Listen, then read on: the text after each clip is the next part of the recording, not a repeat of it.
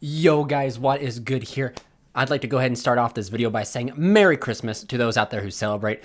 It is December 25th, guys, and I am bringing you guys here today a discussion video utilizing the Sugar Plum Fairy here herself, Mardel. I've already recorded this video once, but your boy, I did like this in a Utopia video, guys, and then I actually forgot to have my audio turned on, so I did the entire video and there was no audio. So I do apologize for this late video. However, I thought this would be a perfect Christmas gift for those who are maybe stuck at home, you know, with no family at Christmas because of the COVID stuff going on. So you guys had the ability to watch a video.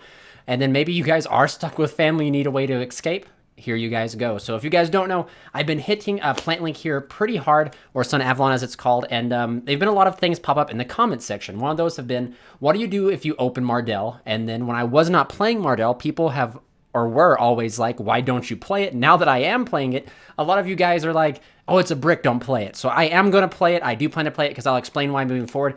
But I'm going to showcase you guys like the combo route you do if you do happen to open Mardel, and kind of explain a little bit in detail like what the deck, like how the deck functions in a way. Mardel, in fact, is not really a brick. I would call her a pseudo brick in a sense, simply because if she's in your hand, we do have the ability to get her out either by using Snowdrop or, you know, just like different ways, including like the Rose Princess to grab the white Rose Cloister. We can have many ways to get this card out of her hand. Any of the loci, which if you guys don't know what the Sun Avalon or Plant Link strategy revolves around, it's getting to this card as soon as possible. So like if you happen to not open this card, you actually have to, or you don't have to, you need to, but if you open it plus White Rose Cloister, you still have full combo, even if you don't open the Sunseed Loki. Simply by using this to special this out, this lets you add the Loki, and you get to combo and play that route. But if you happen to open Mardel plus the normal summon, which would be, or just the access to the Loki in general, you're still able to combo, and I'm going to showcase you guys how to do that real quick.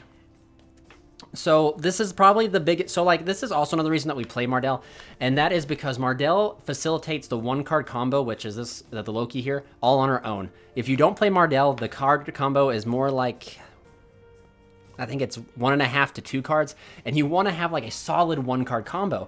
That's what makes these decks so crazy, is 1 card gets you to so much, and allows your hand to be either extenders, disruptions, and all that type of stuff, etc.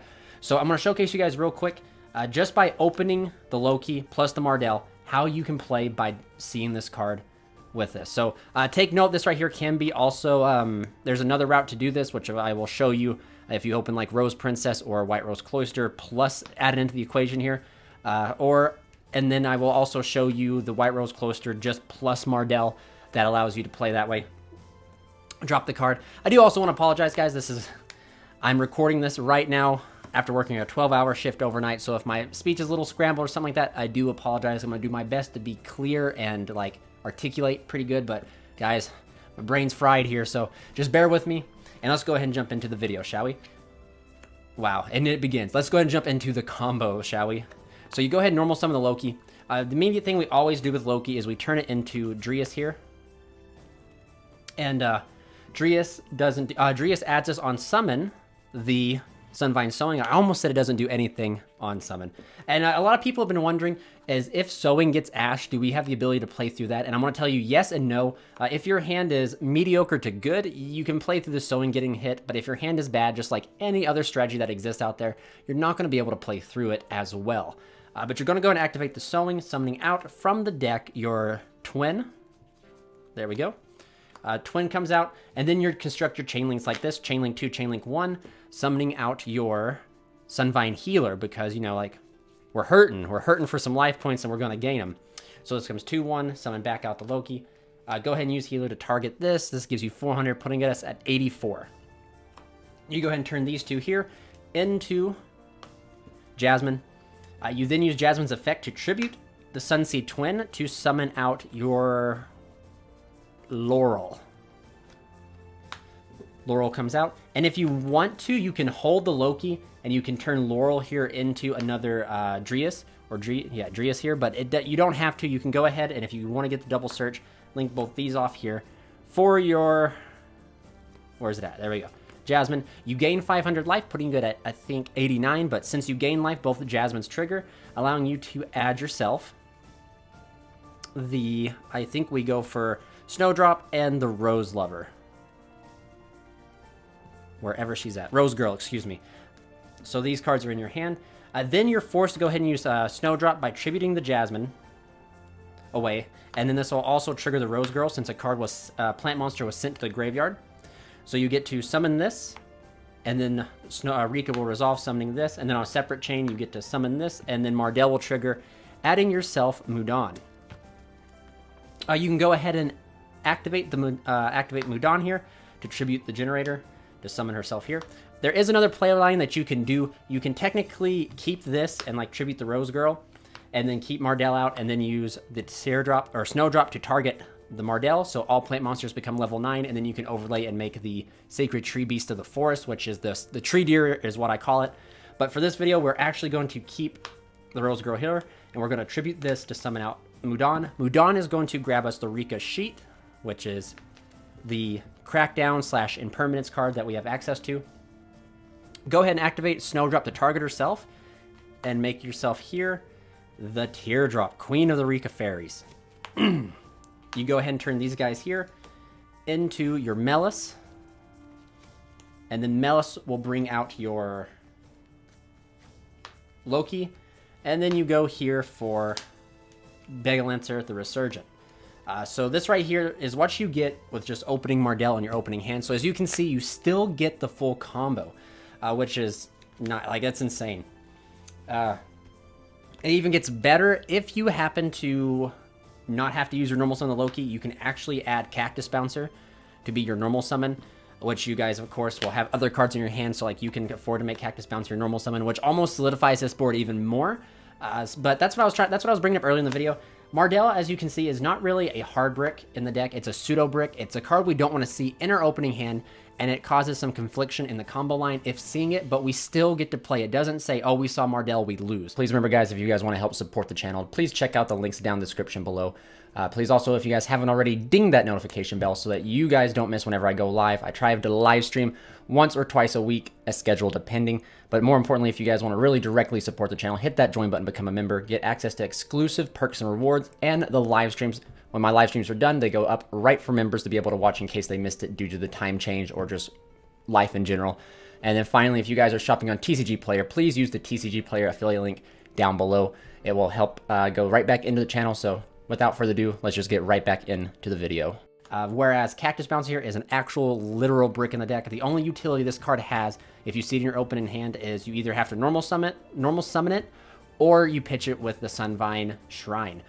Now, that being said, this card almost would, I would say, arguably, I guess, it would almost fit the same category as this, because if you open like Dai or White Rose Cloister or Rose Princess, you can actually hold your normal summon for this. So in those instances, you actually, it's not a brick, but we're going to say it's a hard brick because it's not really pseudo, because it becomes more of a brick more often than this card does, because you're always going to be able to do this combo line here with opening Mardel and a Loki, whereas if you open the Cactus Bouncer in any of your hand, it's not going to be guaranteed that you're not going to have to use your normal summon, considering you play 3 ways to get to White Rose Cloister, and you play 3 Unexpected Dai, so the chances are slim to none because you play more ways to get to Loki than you do that route. But anyway, guys, that is it for this route. So again, if you open Mardel, this is what you can get to, and this is not that bad. I'm really not going to lie. You have a Bounce, a Tribute, and a Snatch Steal. Not to mention, if you attempt to negate the effect, you can tribute the Begalancer to Snatch Steal, and then during your turn, you can bring back the Begalancer for another disruption and to apply damage and stuff like that. So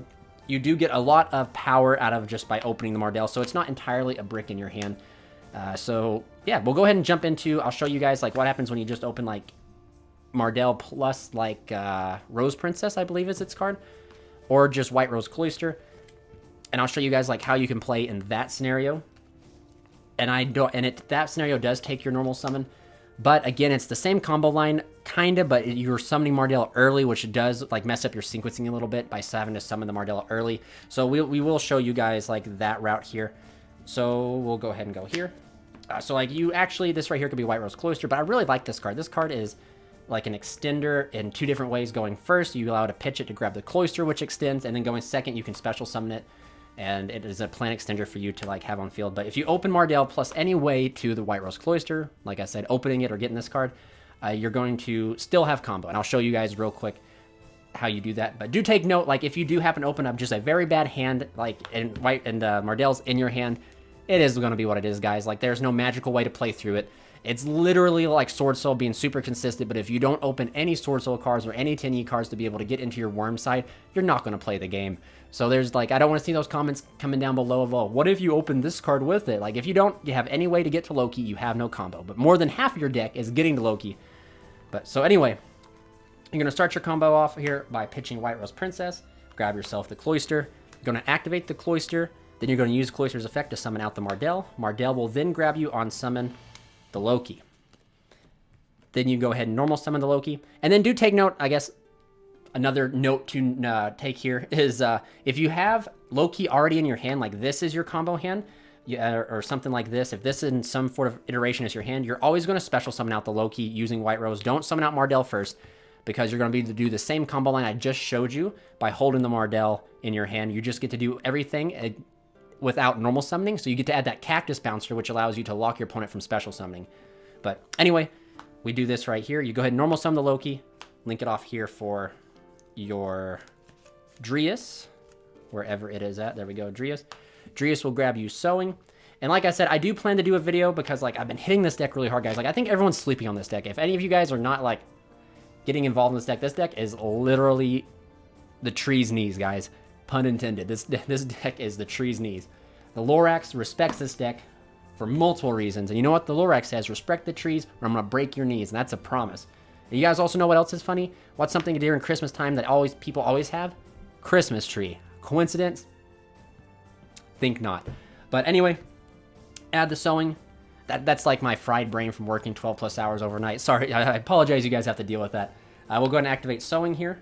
If they ash this, well, it's going to be what it's going to be. However, we're playing like your opponent doesn't have Ash. Our opponent's actually bad at the game. He doesn't play Ash. And we just get to abuse that because, you know, Plant's best deck. Let's go. So anyway, you know the drill, 2-1. We get to summon out the healer because we are in need of some mental healing because your boy here is exhausted. Then we go ahead and summon back out the Loki. And then we go ahead and use the healer to go ahead and gain 400 because, you know, time in the round. We are up in life. Get wrecked, scrub. We go ahead and go on here real quick to Jasmine. This line I played truly never really changes. It just only changes if you're able to make the second Jasmine or not. But anyway, we make the Jasmine. Jasmine's effect to tribute the Sunseed. To go ahead and grab ourselves Laurel. And this route, as you guys have noticed, like the one card combo that Mardel does, this right here is entirely the same board. Exactly the same board that you do when you use the one card Mardel. It's really crazy. So we go ahead and go here to the other Jasmine because, you know, they come in pairs. We gain 500 life, and then when we gain 500 life, both Jasmines trigger, grabbing us our Snowdrop and a Mudan. There she is. You grab both these. In theory, if you did do the route I just told you, you could in fact add the Cactus Bouncer as one of your cards to add. Probably go Mudan instead, and then like you could go ahead and make the whole Sun Avalon, and I think you could do Sun Avalon with Sunbloom plus a Begalancer, and then this card as a normal summon with a backed up Rika Sheet as well. But for this sake of the video, that's for a whole combo video and updated showcase, which if you guys want to see, please remember to like the video and comment down below. And if you guys are not subscribed, what are you doing? Hit that subscribe button. So anyway, we have Rika Fairy here. And I think if I remember correctly, we end up holding the Rika Fairy till later on. We go here for Melis. Melis brings back Loki. We go ahead and go up here for another Melis because for some reason, these cards are not once per turn. We summon out Melis again, or excuse me, and then Melis brings out the Loki. Loki goes into Drius. Drius this time will grab us our Sunvine Shrine. We're already going to have a card to pitch in hand, so we'll quickly just go ahead and give ourselves a Fate card here to pitch. We actually have another card in our hand actually, because this was 2 cards. So that would be three unknown cards in our hand actually. So technically we should have more, but we're not going to know it. We're going to ignore all the pluses this gives us. You go ahead and go down here and make the never mind Brain Fart. You go ahead and go here and make Begalancer. There we go. And then you go and activate Shrine, pitching the card in your hand to summon out the other Loki. And then go ahead and So for those, we're going to bring this up. We're going to clear this up real quick. Even as long, Sunvine Shrine only needs a face-up Sun Avalon monster to activate. It does not need a face-up Sun Avalon monster to use the effect to Monster Reborn. Activation must have a Sun Avalon, but you can use the effect after that whenever. It does not say if you control a Sun Avalon monster, you can special summon one normal plant from your graveyard. It says when you activate this card, you must have a Sun Avalon Link monster, period. Once per turn, you can special summon one normal monster from your graveyard. It doesn't have any, so yeah, so we're going to get that cleared up out of the way right now. We'll quickly go right here into our other tree. The other tree will grab us the other Sunvine Shrine. And you would have another card to discard, but you know what? It is what it is. We'll go ahead and go here and make ourselves the big tree. The Drytrietia, however you pronounce that. Definitely not going to try to pronounce it with the scatterbrain that I am right now. We're going to go ahead and grab ourselves the Sun Avalon Bloom. So there's Bloom, added right to our hand. And then you can go ahead and activate the other shrine, pitching the other card from your hand. So of course, we'll just go ahead and say we opened the Absolute Stones, which kind of we didn't, because if we do that, say open the stones, that means we opened Cactus Bouncer, which wasn't too good. We pitch Rose Girl from our hand, or the additional card that we have, because we had 3 unknowns. So technically, we still have 1 more unknown because we are still missing a card. And then we use this to bring back out the Loki. Go ahead and activate Snowdrop, tributing the Loki to summon it and Mudan from your deck, or from your hand, excuse me. And then Mudan will grab Rika Sheet from the deck. And then as you guys know, Snowdrop targets herself. Mudan becomes a level 8. We quickly make Teardrop. And then we have these cards here. So right here, guys, we just comboed with Cloister and Mardel. It's like, there you go. I think that what Mardel brings outweighs the bad that Mardel brings. And some cards don't do that. Some cards, what they bring does not outweigh seeing them in your hand. But Mardel, I think Mardel does it. And especially, like I said, since you want to be able to resolve 1-card combos as much as possible, because it gives you that advantage, all those cards in your hand to extend. Like, technically speaking, we had 2 cards, the Mardel and the White Rose Cloister in our hand here, and that means we had 3 cards to extend. That means practically our pitching for the Sunvine Shrine was free. So we're still coming out with 1 card still in our hand. So it's still like, and like what you're looking at is not to be laughed at. You have a bounce, you have a tribute, you have a pseudo like skill drain, and you have a imperm / a crackdown. And then not to mention Dretianus and this guy here have the ability to be protected by Sunvine Sowing. You can sack off the Resurgent to use the steal effect, and this card can come back. On the follow-up, guys, you have this bringing about 2 Vanillas to be able to summon out the Thrashers. And like I said, this is all just simply off of just opening these 2 cards here in what people would call a brick in the hand, and technically not opening Loki, which is the main function of the deck. But yeah, guys, so that is kind of it for right now. Like I said, that's some of the things you can do with Mardel. Of course, like you know, there's so many other things, like other lines of play that you can do by opening Mardel, but it truly just depends what the rest of your hand is.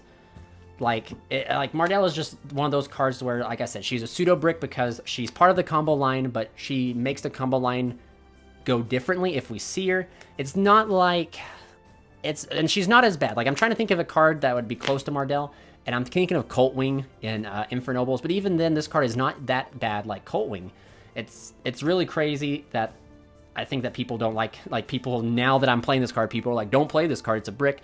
But I highly disagree. I think that you should play this card just because, like I said, it allows you to facilitate so much, and the only drawback is if you see it, it makes your hand a little wanky, and then you have to play a little differently. But still, like the board I showed you by opening this card is still nothing to laugh at. It was a bounce, tribute, and then snatch. So that's still 3 interruptions off of just opening this card, and that's technically off of 1 card still. As long as the Loki is getting you more, like, is either breaking even on disruptions or getting you more, the combo is still good. So that's pretty much all I got to say right now, guys, for this video. Like I said, if you guys want to see more, comment down below. I'm waiting on 3 cards. Not even 3, excuse me. I'm waiting on 1 card in the mail, and then I'm going to have an updated list for this, and I'm going to, like I said, guys, I'm going to hit this deck pretty hard. I've been playing testing it a lot because I think that this deck is so underrepresented and so not that well known that, like, you take it to locals, that everybody and their mother is going to ash the little tree here, and, like, that is 100% okay, because if your hand is decent, ashing this is perfect. ash this card away, because 9 times out of 10, that's why you play 3 Sowing. So then if they ash this, you still fire off Sowing. Sowing won't be ashed, and then you just go full combo that route. And some people, like I said, don't know that this deck has not a lot of hard ones per turn, so being able to resolve cards like multiple times, they're like, wait a minute, what? The only card in the deck I would say that is a hard once per turn that's bad is Sowing, but like Sowing here is like a miniature Pendulum Summon. I mean, it gets you 3 monsters for the price of, and you get this card right away. So I mean, like, this card has to be once per turn, otherwise the deck would truly be insane. All we practically are waiting on now is just more plant support, to be honest with you. But yeah, that's why we're playing Mardel, guys. I think that you should try it. I don't think you should just knock it out just yet. However, this card is kind of expensive. I believe it's $20, if not more now. So if you guys can't afford it, and you know it is Christmas Day, and you just got done buying all those gifts for your friends and family, it can definitely wait. You do not need to play it. You can play without it. Just play like an additional extender or whatever you want to. But anyway, guys, that is it for this video. I appreciate all your time on this Christmas Day. Please remember, stay healthy, stay happy, and guys, enjoy your family and enjoy your friends. This is Team COG wishing you guys a Merry Christmas and a Happy New Year.